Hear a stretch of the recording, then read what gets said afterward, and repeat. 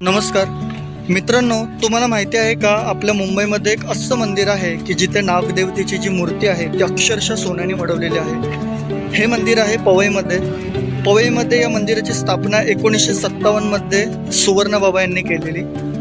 मंदिर जे आहे हे देवीच्या 9 रूपांना समर्पित आहे, त्याचप्रमाणे नागदेवतेलाही समर्पित आहे।